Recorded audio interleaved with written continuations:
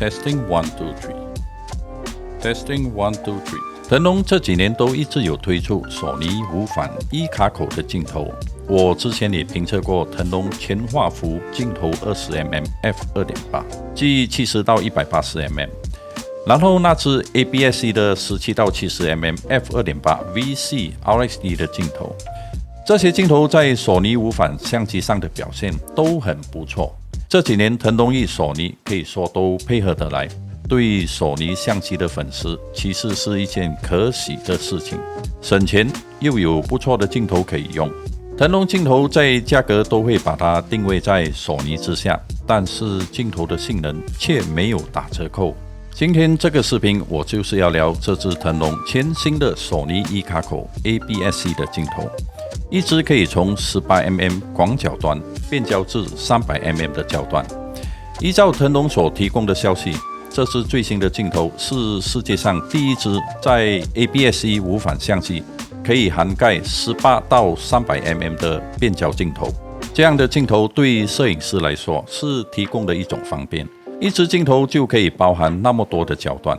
今天这个视频就让我们来聊聊这支镜头的表现，然后提供我的一些意见。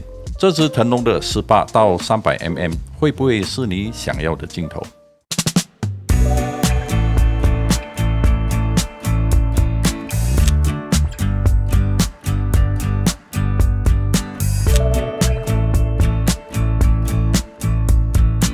我目前这个焦段是在 18mm， 如果换算成全画幅的话，大概是在 27mm 左右。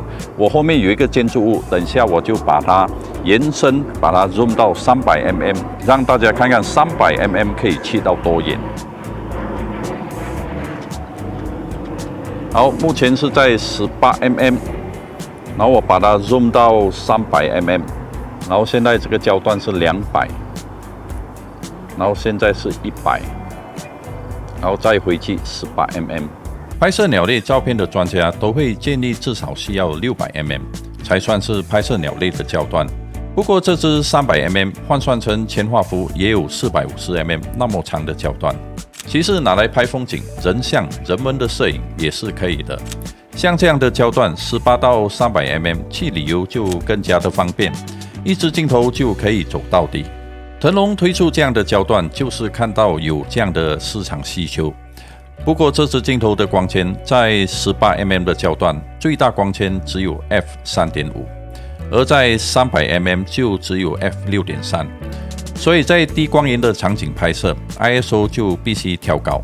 不过腾龙有把防抖加在这支镜头，所以在低光源拍摄不想提高 ISO 的，就必须依靠镜头的防抖来避免手持拍摄时的抖动。用在像索尼的 A6400 没有机身防抖就相当的适合。这支镜头也才620克，比起一些索尼的定焦镜头还要轻。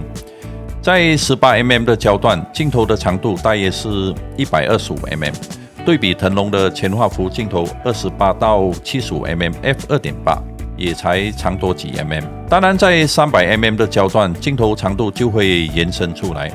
如果搭配像 A6400 或者 A6600 的机身，平衡感还是很不错的。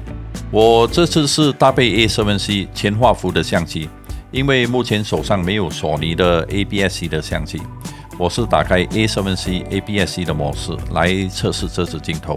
其实 A7C 的手感与 A6400 或 A6600 很相似，所以在体验上是差不多一样的。镜头外形的设计是很简单，它有仿成仿地的功能，是使用 67mm 的粒径。镜头身只有对焦环及变焦环，这个变焦环转起来就没有那么的顺手，感觉上是必须使一些力度，觉得转动时会感受到有一些阻力。假如在手持拍摄视频，突然要变焦又要保持相机平衡，这是有一点难度。画面多多少少会抖动一下，因为一转动对焦环，手持就会失去平衡感。这支腾龙的镜头，它的最近对焦的能力相当的强。在 18mm 的焦段的时候，它这个最近的对焦才 15cm 而已，然后它的放大倍率为 0.5 倍。然后在它的300mm，它的最近对焦就是 90cm，放大倍率为0.25倍，所以它这么近的最近对焦，拍特写的照片就相当的好用。现在就是18mm 的焦段，你看它的最近对焦15cm 是那么的近哦，你看已经那么近了，它还是能够对焦。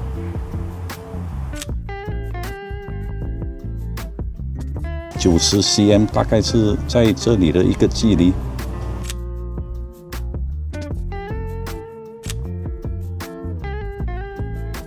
像这样的变焦镜头可以包含从广角到300mm 的焦段，拍出来的画质会不会比预期的好？现在很多镜头都可以依靠机身的修正功能，或者使用软体去修正镜头的缺点。索尼的相机多数都可以修正畸变、边缘视光或者紫边的问题。这支镜头就是会有一些紫边的存在，只要打开机身的修正功能，紫边就可以避免。包括畸变的修正，在18mm 的焦段，畸变也比较明显。打开修正功能也可以解决畸变的问题。在300mm 的焦段是没有这个畸变的存在。边缘视光也都一样，机身修正功能都能消除这些问题。不过机身上的修正都是对 JPEG 档案才有效，如果你是拍 RAW 档案的，那么就必须透过其他软体去修正以上的问题。至于锐度这方面，在18mm 的焦段，照片中央的部分是有足够的锐度表现，边角就软了一些，必须缩小光圈，边角锐度才能提升。在300mm 的焦段，中央部分的锐度也还可以接受，边角也要缩小光圈，锐度才能显现出来。从照片看起来，锐度还是可以接受的。如果对比其他镜头，这支镜头不会是最锐的镜头。动作可以大一点，不用紧的，可以转身也不用紧，转身也不用紧，你可以转去后面也不用紧。这支镜头它的马达也是很安静哦，也是一个线性的马达来的，所以在拍摄视频方面，这支镜头呢，它的对焦就相当的好用，它的眼睛对焦跟那个脸部的对焦都追得上。镜头对焦的速度在 A7C 上对焦算是发挥得很快，准确度也不错的。腾龙也是使用他们的 VXD 线性马达，对焦时也很安静。所以这支镜头在拍摄视频也是相当的适合，眼睛及脸部对焦都配合得很流畅。有需要像这样的变焦镜头拍摄视频，可以考虑腾龙这支镜头。